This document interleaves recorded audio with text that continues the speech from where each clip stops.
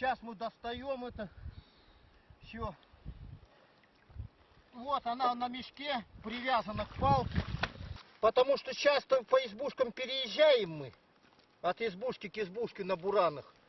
И поэтому картошка мерзнет. А чтобы ее сохранить, ее привязывают вот такой мешок. Смотрите, вот покажет сейчас. Вот пластиковые из-под майонеза банка, смотрите. Сюда закрывается вот лук. Вот он, смотрите, это чеснок осенью. Вот сейчас мы с собой возьмем чеснок, лук, вот смотрите. Это лук. Он хранится так в этих банках всю зиму. Вот картошка, смотрите. Очень хорошая картошка, посмотрите. Сохраненная. Вот она аж вся розовая. Вот посмотрите, картошка хранится. И всегда хранятся вот. Посмотрите, капуста вот хранится также у нас. Капуста. А для того, чтобы мешок опустить в воду и чтобы он не всплывал, ложится груз.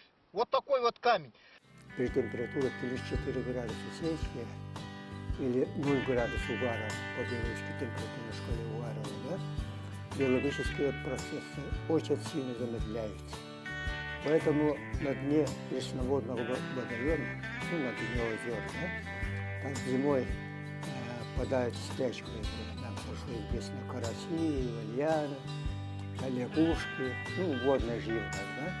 Они в течение 6-7 месяцев не питаются, но караси и гальяны, например, охраняют их питание до апреля месяца.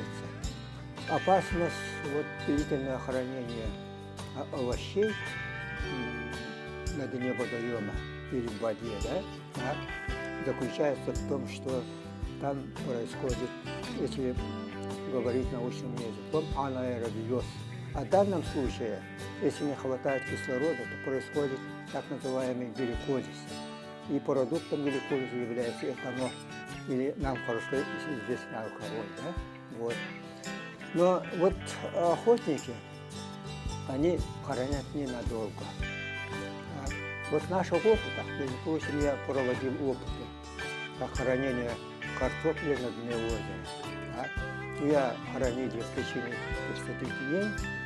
Да, через каждые 10 дней я проверял, и оказалось, до 15 дней они хранятся хорошо.